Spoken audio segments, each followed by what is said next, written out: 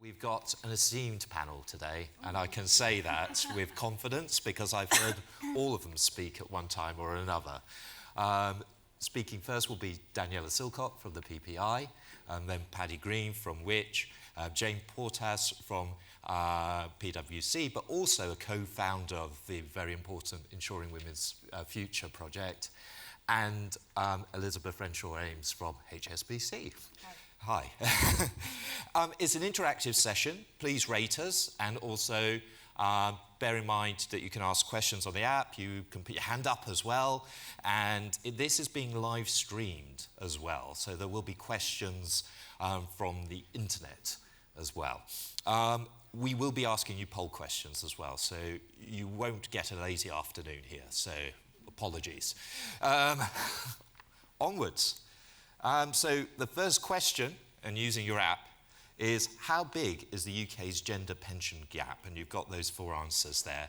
I'll give you a few moments to answer that, and then afterwards we should see the polling numbers come up after a while.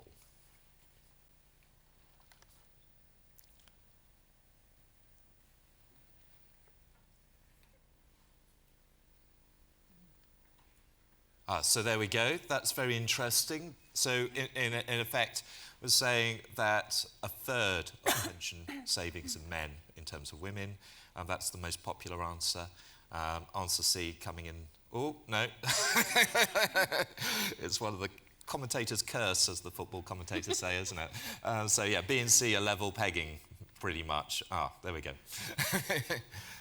So that's an interesting insight for Daniela to kick us off on. Oh, thank you. Good afternoon, everybody. So inequality between men and women in income and wealth is not a new thing. In fact, it's been around since wealth was created. But it's definitely becoming more of an issue as both society and policymakers are starting to look at issues around equality and how to address these. And therefore, it's becoming a lot more visible, especially in the pensions world. And this is exacerbated by the fact that both the state and private pension system are moving more towards a position where people are accruing entitlement in their own name, both in state pensions and in private pensions, where people are more likely to be accruing DC savings. And we know that DC savings are less likely to be shared within a family, both during working life and retirement. So we know there's a pensions gap. We know that women have less pension saving than men and lower pension income in retirement. But the gap is caused by many, many different issues: social issues, policy issues, economic issues. But it comes down a lot of the time to a major issue, which is that women are the primary caregivers, both to children in the home and to disabled partners or other family members. And there are knock-on effects of this. Being a carer often means you're going to take time out from work. If you do go back to work, you might work flexibly or part-time. And then if you do go back to work full-time, there's often an effect there on the type of wage and career progression that you can have in comparison to somebody who perhaps worked full-time and didn't take time out. So this is really where we see the crux of the issue causing the gap. But we shouldn't make the mistake of thinking that's the only issue, because women are paid less for the same job. We know they're less likely to be promoted. So there are other discrimination and social issues as well. But the gap has actually been reducing due to both policy changes and changes in the labour market. And it's quite interesting to look at this and at least recognise that we are moving in the right direction. So this is state pension income, the gap between men and women for state pension income. Between 2003 and 2018, that gap reduced from 39% to 22%. And looking at private pension savings, so DB and DC wealth, the gap for that reduced from 56% in 2006-08 to 21% in 2014-16. And I'd just like to point out that this is the gap for everybody aged 16 and over with private pension wealth. Talking about the gap for everyone in working life is quite different from talking about the gap for people who are just reaching retirement. So when you're reaching retirement, we actually see the gap at the moment is more like 50%. So don't be fooled into thinking it's just 21% for everybody. So why do we see these changes? Well, it's a combination of both policy and changes in labour market behaviour. Policy has addressed some inequalities in both state and private pensions. So we're seeing in state pensions that carers and disabled people can accrue positive entitlement towards their state pension. That's made a big difference. There's been a reduction in the maximum number of years that you need to get a full state pension. I know it went up recently, but it actually came down from a much higher level in 2010. And also the introduction of the new state pension means that people are going to be reaching retirement with a more level, with a flat rate of income eventually above the level of pension credit, so people won't be reaching retirement with earnings-related income from the state pension. So that reduces the gap. We've also seen a lot of changes in labour market behaviour. Women are much more likely to work, and women with children are more likely to work, and all women are more likely to work full-time. And just as an example, in 1975, 50% of working-age mothers were in employment, and in 2015, this had risen to 72% of working-age mothers. So we know the gap is reducing, but it's not going to close on its own without further action, without further policy changes. It's good to recognise that we've come a long way and we're in a good position, and this is just an example of that. The proportion of men and women who are eligible for automatic enrolment and are actually saving is now the same at 73%, though it is worth recognising that women are less likely to be eligible for auto-enrolment than men. But looking towards the future, before we decide how to close the gap, there's a few key issues that need to be worked through. The first one is, as a society, what kind of gap are we happy with? Is it fair that women don't get the same financial consideration for caring that other people get for more income-generating employment, more widely recognised employment? And what degree of financial consideration do we, as a society, think that that work should be given? And how do we want retirement to look? Are we happy with any gap, or do we want total equality? So once that's decided, we can decide who's responsible for closing it. And again, there's several key actors. There's government, there's employers, there's individuals, and crucially, the families of individuals who are often the beneficiaries of care provided by women and sometimes men. And once we decide where we're going and how we're trying to get there, then we can actually start embedding a suite of policies that everyone is involved in. Because it's going to take quite a few policies. We can't just fix this with one policy.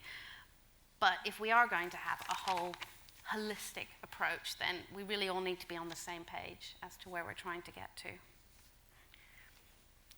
Thank you very much. And I think we have Paddy next. Okay. Thank you. So I'm Paddy Greene. I'm the Head of Money and Consumer Rights at Which. I'm just going to have a very quick run-through of a policy position that we have that may help address an issue in this space. Our recent policy development here began when we commissioned PPI to look at the options for the future development of auto-enrolment. When looking at future pension expectations, it is absolutely clear there is a large structural issue within DC accumulation, resulting in women having considerably lower savings than men. This matters because as our pension systems move towards having a relatively greater emphasis on the second pillar, workplace pensions, we need to make sure that these pensions provide adequate retirement for all savers, and this is clearly not the case. This chart, make sure it's up, shows the distribution of possible pension pots for 3 individuals who save at the automatic enrolment rates for their whole working life. The modelling was done by PPI, and moving from left to right represents better economic scenarios. As the scenarios improve, the pension pots get bigger because higher salaries mean pension contributions are greater and investment returns are better. The upper blue line is the pension pot for a man earning a median wage throughout his life. The middle orange line is the pot for a median earning woman. The median outcomes are £114,000 for the man and £83,000 for the woman. So a difference of about £30,000, which we can crudely attribute to the gender pay gap. But added to the vast difference, we know that women are much more likely to take time out of the labour market or work reduced hours to look after children. So the third grey line shows the pension pot for a median earning woman who works part-time for 10 years. The median outcome for this individual is just £68,000. Combined, the chart gives the example of the double hit that women often take to the amount they save. Much of this represents what we call the parental pension penalty, since not only might they work less to provide care, but also, as the IFS has shown, the gender pay gap widens after the birth of the first child. So, there is a parental pension penalty. It disproportionately affects women as they're much more likely to be the primary caregiver, and it has a sizable impact on pension pots. Given this, we think there is a need to address the question, but it is how should this be done?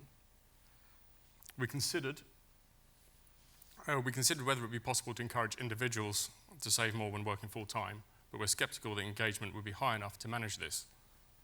We know that auto-enrolment has been built on inertia, so why would we expect anything different here?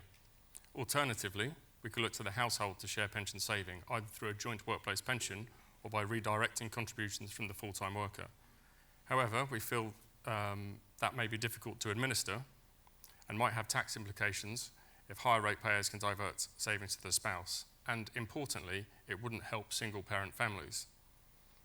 Expecting employers to fill the gap was a non-starter, we felt, as it increased direct costs would affect employment decisions, which has a raft of implications.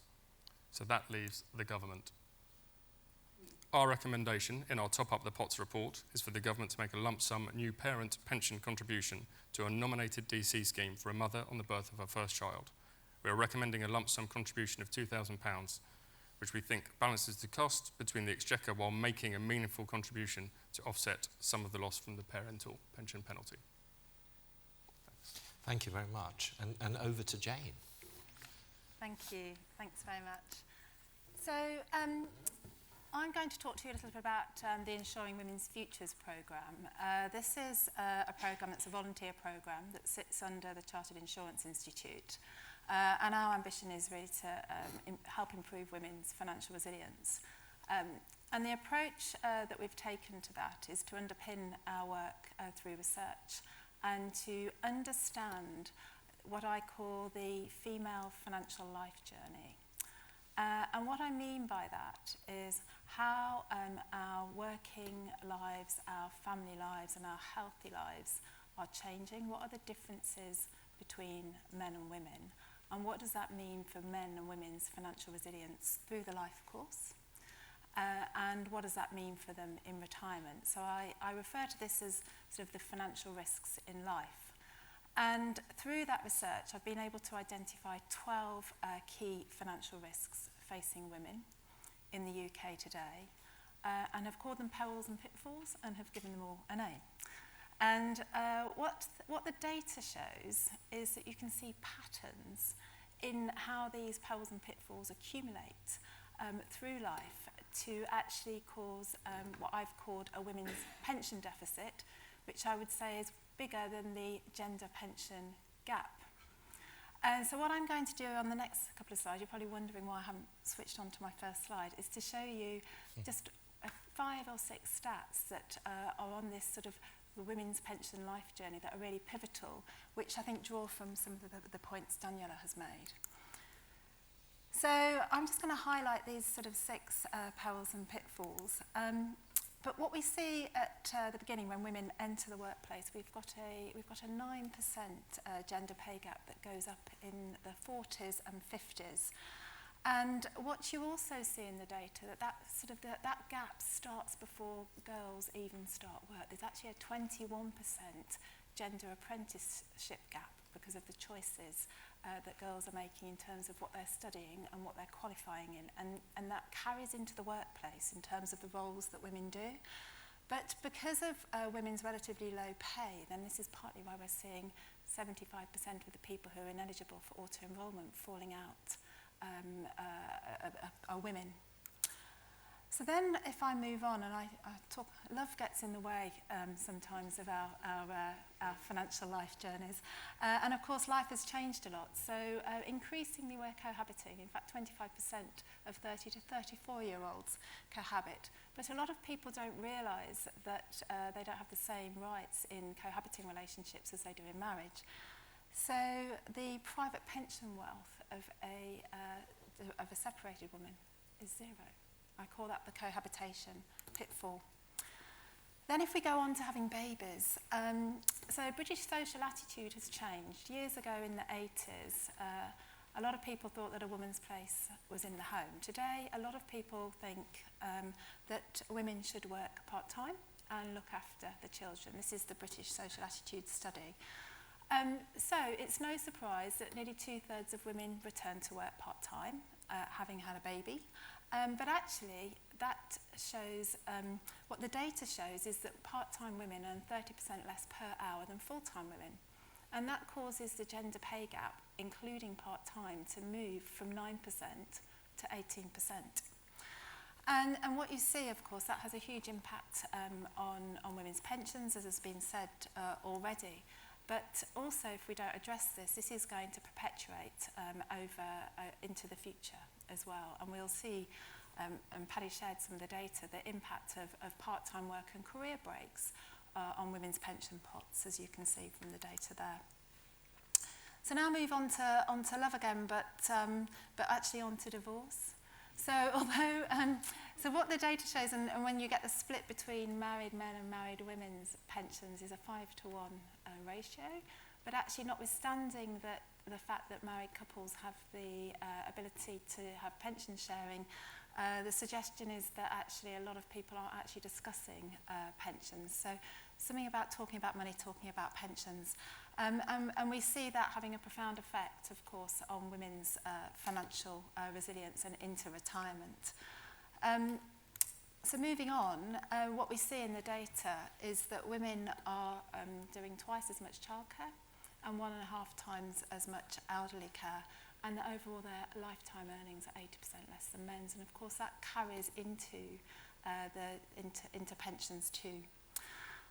So when you start to look at people who don't have pensions as well, then you can see that the ratio, the gender ratio, is quite different than when you're just looking at people who do have pension wealth. Part of the reason why I called my second report "Securing the Financial Future of the Next Generation" is because of the statistics. I think it's one of your statistics actually, which is by 2050, over 1/3 of us will be in retirement, and there'll be more women than men. So women's sort of lack of financial resilience and lack of pension is not just a problem for women, it's a problem for all of us. So if I move on a little bit and just sort of think about a lot of those issues that are causing the sort of women's pensions life journey are sort of more societal and systems type issues. And as Daniela and others have mentioned, it takes quite a long time to sort of make a shift and make change. So one of the key things is, how do we empower people to really engage? And one of the things that I've really learned through this research is around how do we improve engagement. And what I want to show you is some of the statistics. Some of this comes from the Money and Pension Service, some of it's survey data, which sort of shows women's relationship with pensions, and also compares how women engage with pensions compared to men. And a lot of this data you might take away and think, well, women just aren't confident or capable with pensions. Well, that's not really the case. What the data shows is that girls are highly capable, but actually that our life journeys are different, and therefore the approaches that we need to take to engaging women and men when it comes to topics like pensions need to be different, and they need to be informed by gender disaggregated data, which is one of the things where there's more to be done. And if I look at trust levels, what you can see here is that men and women have much higher trust in their own pension provider than in pension providers in general. But in each case, there's a 15-point trust gap between men and women. And I think that really underscores the point I'm making about we view trust in different ways, and we need to engage differently according to what's relevant to individuals and different cohorts' sort of financial lives. So at Insuring Women's Futures, we have a framework of interventions, 6 moments that matter, where we as individuals or employers or pension providers can make interventions to make change. So when people enter the workplace, equipping them to sort of become pension savers, when they're entering relationships and navigating relationships and families, being mindful of their pensions, etc. I won't go through all of these. You can see them online at Insuring Women's Futures. But just standing back, a number of you in the room here, I know, have the power to make change. So I thought I'd share a few thoughts around what maybe you might want to take home and have a think about with regard to your own schemes and your own employees. So I think firstly I would encourage everybody to do some analysis on their gender pension gap and identify what the root causes of that are. To then think about how one can sort of take those root causes and actually improve pensions well-being in the workplace, perhaps through human resources, interventions, nudges, pension nudges, to improve pensions engagement. I think there's also something to do to look at scheme design.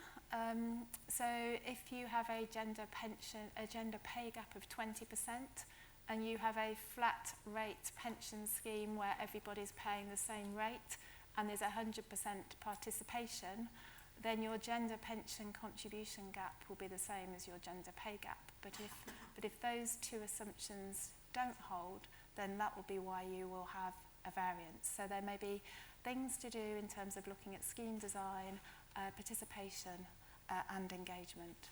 And then my final point really is life events. And actually how schemes operate and the way that employees and members respond when we have divorce, spousal rights, and I guess one of the really big key things that I'll leave you a thought with is that 60% of women and 42% of men, according to the survey data, are in a position where they're likely to leave their pension to someone they no longer love if they die, because we're not great at updating our expression of wishes. So I'll leave you with that thought. Thank you very much. Over to Elizabeth. I've got some notes, so I need to put them on the lectern, and my seat squeaked. My light bulb moment on this was only a few months ago, and I was invited to join the expert panel breakfast. It was really early in the city, which Jane was speaking at, to launch really the reports on within the Insuring Women's Futures project. And I went back to the office and I agonised for about 20 minutes before I engaged Ellen in a conversation about what on earth we could do about this situation that frankly had been a personal blind spot. A personal blind spot. I thought my own woefully deficient pension savings was just a function of the fact that I'd lived in Stockholm and Chicago and San Diego, and I'd done all these fabulous things in my life.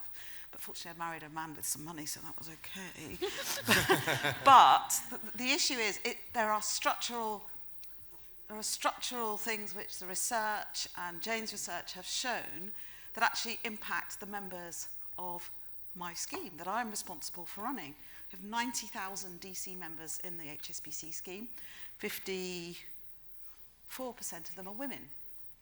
The trustee of the HSBC scheme has an explicit mission statement, one feature of which, or one dimension of which, is to help our members make well-informed retirement or well-informed decisions about their retirement savings. So actually it's a core part to the trustee achieving its mission for our members that we start to be much more honest about the fact that a woman's 54% of our members' pension savings journey is different from the men in the workforce. Fortunately, a few years ago, we changed our DC advisor, and our current DC advisor has a tool which enables us to get to grips with who are our members, because if we don't know who our members are and what the demographic looks like, we actually can't target interventions, we can't think more forensically about this great mass of humanity that we're running the retirement scheme for. So, the HSBC DC scheme, we have 91,000 members, of which 45,000 are actives, which in itself gives us another challenge in terms of how to engage with our deferred members, as you could imagine. It's a very big DC scheme. I think it was very early in its birth, so it's 4.5 billion total assets. So we compete, if that's what you think it is, with some of the master trusts. A couple of interesting statistics on this slide. The median male salary in the scheme is 49.2 thousand. The median female salary is 25.9 thousand. The matters which inform the gender pay gap for HSBC are well explained in the bank's gender pay gap report. But bear in mind, this is a really retail environment. This is call centre staff, this is processing centre staff, most of whom are part-time women. There are bank branches, and then there's the investment bank, which in itself is interesting. 75% of our money is invested in the default, 25% is free choice, and yet 90% of our members are in the default, and only 10% of the members are doing free choice. So we really have an interesting and varied demographic, which is why it's really important that we have the ability to interrogate the data to understand more about our members. So we have a trustee with an explicit mission to help our members make well-informed decisions about their retirement savings. I was agonising, should I get excited over the gender pensions gap? So I asked our consultants, LCP, well, what is the gender pensions gap in the scheme? Any guesses? 70%. Sorry? 70%. Yeah, it was a good guess, but they were wrong. Anybody else? It's interesting. Bearing in mind all of those structural factors and what we've heard, I fully expected the gender pensions gap to be actually bigger than it is. It's in line with the gap which Daniela spoke about. I think in the UK it's about 47%. In the HSBC scheme it's 49%. You turn that the other way round, and bear in mind that I am in fact, the older I get, the more militantly feminist I become. That means that a man's projected outcome is twice that of a woman's. But the gap is measured as a function of the male gap, so it's 49%. And if you think about it, and you think about all the structural issues that I've just talked about, why is it not 70%? And there's a very, very, very interesting factor here that the design of the scheme is not built around the lower earnings limit or whatever. When employees join the bank, they are enrolled into the scheme, and they benefit straight away from the extremely generous core contribution that forms the foundation for the contribution structure before then the matching contribution is built on top. And that industry-leading, market-leading contribution structure is a major reason why the gap is not 70%. So even this developing insight over the last, and it's literally a few weeks, which is why I was a bit nervous about speaking, because this is not definitive views, this is our preliminary journey. We've looked, we've taken a deep breath. Well, what do we do about it now that we have this knowledge? Because now I've got this knowledge, I need to do something with it. And I'm speaking here with the full support of the trustee, and the chairman said to me yesterday, he said, are you going to be controversial tomorrow? I said, no, I'm just going to talk facts. So the next one is equally interesting, and these are some of Jane's moments that matter. I called this slide, I wanted you to remember the moments that matter so that you check out her site, but this is actually life for all of us. There's only one thing up there that I haven't experienced, and that's divorce. Monday I celebrate 30 years of marriage. A couple of things to make this come to life, because it all feels a bit theoretical. But when I started my first job at Pricewaterhouse on the 4th of August 1980, I was a bit of a geek, and I read the scheme booklet. And it said, get this, and it's the first time ever that I realised I was different as a woman, that the scheme provided death and service benefits to widows, but not to widowers. It actually said that. And I wrote to the scheme and I said, why does this? And it's the rules. Interesting, huh? Taking a break or going part-time. As I said, the HSBC scheme has a very high proportion of part-time colleagues, workers in the scheme, much higher than the UK. 51% of mothers who return to work after having children opt for part-time work. And 3 in 5 professional women who return to work return to lower skilled or lower paid jobs. When I returned to work, I went into pensions. I worked 3 days a week for Pricewaterhouse again, and it was a great job. I helped Andrew Evans build up the PW and then the PwC pensions audit practice. But I went back to work after being the CFO of a headhunting company before I had children.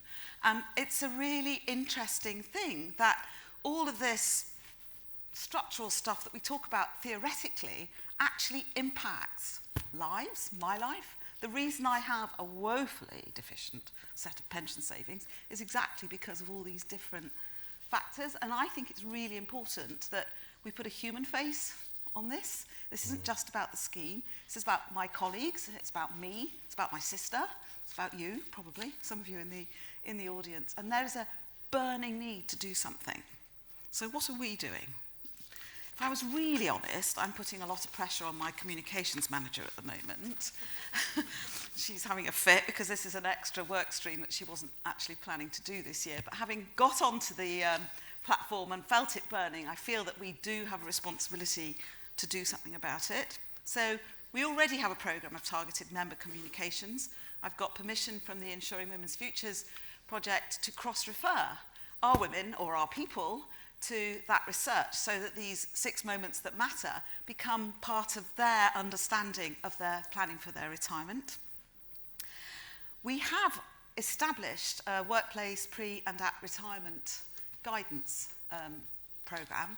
We ran a pilot in Q1 and we have thousands of colleagues over 50 attending that all through the year, and we plan to continue that next year. That has been a very significant intervention for all our colleagues, but interestingly, some of our women have chosen to, our call centre women, 2 of them I can think of, chose to take a day's holiday so they could attend it, because the call centre rota meant that they couldn't actually attend it without taking that holiday. Now, we have to do more with the employer to make sure that there's a wider understanding of the value for our people from attending the pre and at retirement guidance seminars, but I think that's a pretty good start, which means that the critical decisions that are made with the pot are at least better supported.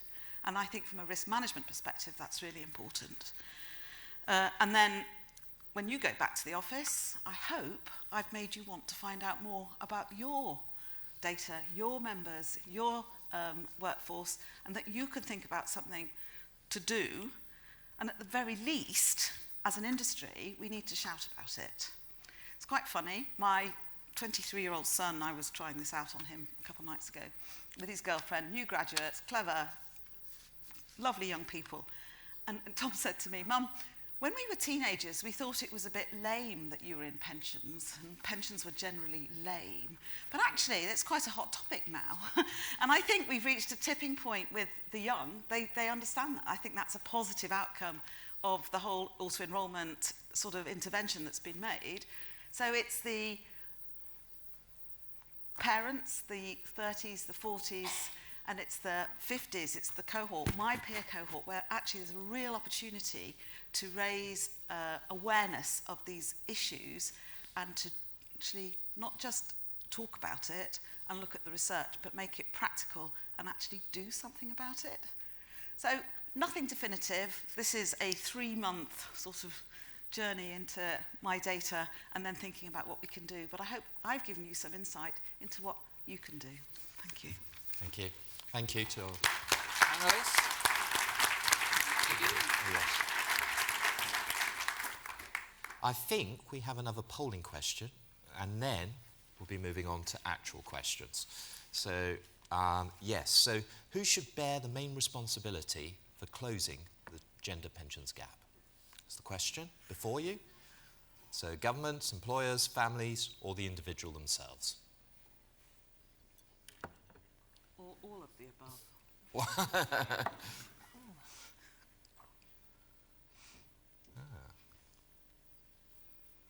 Any DWP Treasury people in the room? Well, thank you for that. That's very interesting indeed. Interesting. It does seem that actually employers are coming in a strong second, actually, aren't they, in this as well? As government is obviously the first choice. We do have some questions from the app, but I'd like to go to the floor first because I can feel the energy. Yes, this lady at the front, please. We've got a mic that's coming, so if you could please introduce yourself once it comes, that'd be fantastic. And then your good self. Hi, my name is Rebecca Jones from New Money. I'm a journalist.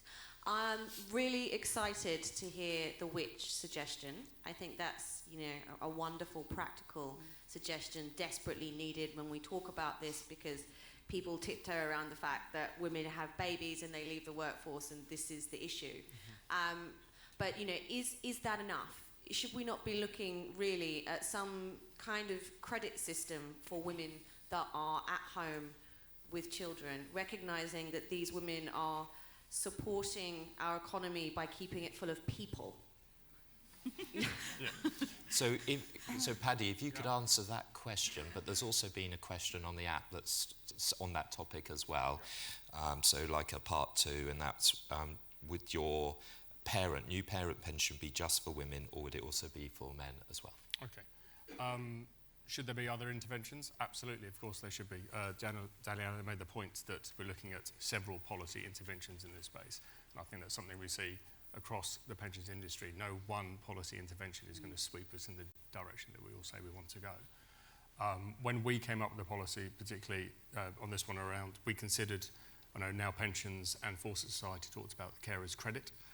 I think it needs, this is a very good idea. It needs to be in there. We decided to have it, leave it alone and have a separate policy.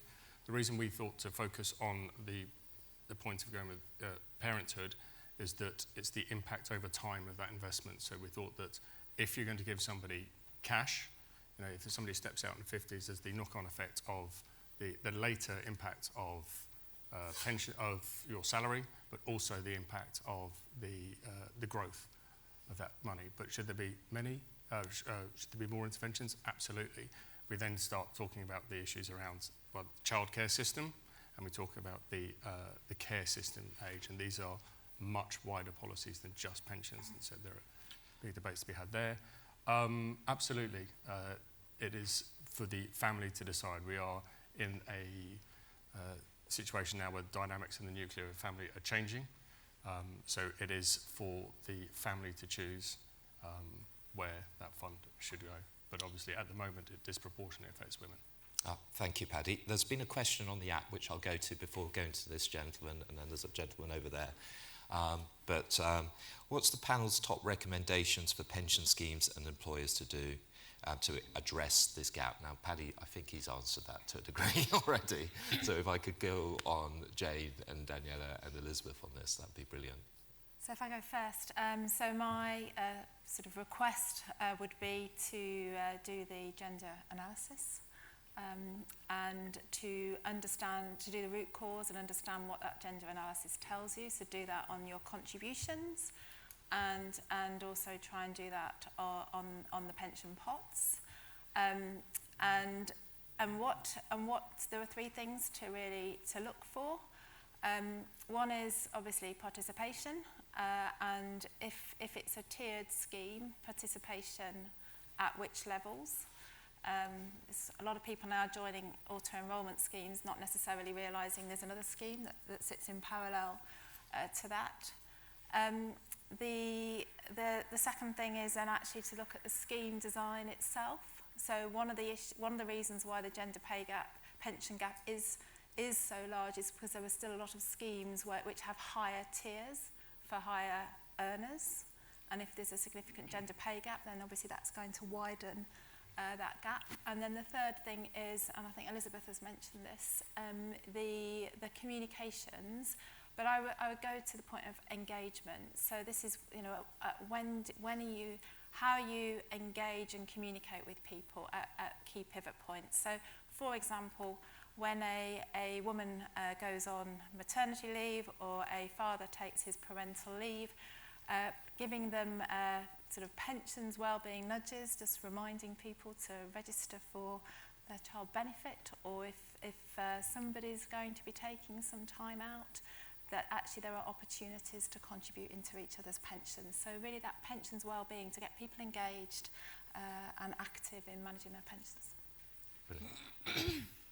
And to yourself, Daniela? I think there's definitely something for employers to do here. In Sweden, men and women or partners who have a child tend to take the same amount of parental leave. Either they share it or they take it consecutively. And what that means in effect is that both carers are going to end up having the same knock-on effects. call me cynical, but I think if men were taking time out and then coming back and finding out that they were missing out on career progression, there may be a little bit more attention paid to this and a bit more demand for that not to be the case, and for employers to get into line and recognize that just because you're taking time out or working part-time doesn't mean you're less valuable to the company, or that you should be paid less or passed over for promotion.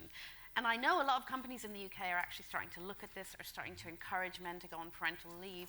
But I also know anecdotally that particularly in banking or quite high testosterone jobs, there's a lot of discouragement for men, and it could be seen as really bad, even career suicide, to do this kind of thing.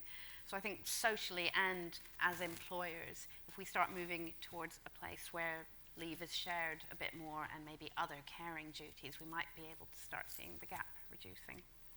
I'd like to make a really practical suggestion. I was privileged to hear the CEO of the Starling Bank, a Challenger Bank, speak about her blog, Make Money Equal, and they had commissioned research into the way that the media portrays the financial habits of men and women. And for women, it's all about scrimping and saving for that special pair of shoes and sneaking your shopping past your partner and stuff like that. And for men, it's all about peer pressure, experiences, fast cars, holiday. I mean, it's so stereotypical, it's disgusting. But the point is, if you look at the images on your scheme communications, I actually wonder whether some of those stereotypes are being reinforced by the pictures that your communications consultants have added to your segmented comms. Fortunately, we were a bit alert to that anyway, and we did a refresh of our website, and so we have the bank's image library, which is more about rainbows and waterfalls and things, and that's more about the experience of retirement rather than goods and services. But my point is, we as an industry might be actually reinforcing some of those stereotypes, which might actually be sort of reinforcing the behaviour as well. So do have a look at your pictures. Thank you. So I think it's a last round of questions, unfortunately. So I've got some on the app. I've got this gentleman here. I'll go to the gentleman there first. But what we'll do is we'll take all of the questions and then field them all at once to the panel. Hi. Very interesting debate, I thought. My name's Jerry Doherty. I'm a trustee director of the Railway Pension Scheme, and I used to work in the railway trade union industry. The last survey you did of this audience said it was the government that had the biggest onus to do something about it. The government did something 45 years ago. It introduced the Equal Pay Act. And that's all it did, was introduce an act. It was never enforced it. And at the end of the day, if women are earning less than men, then they've got less to save for in their retirement.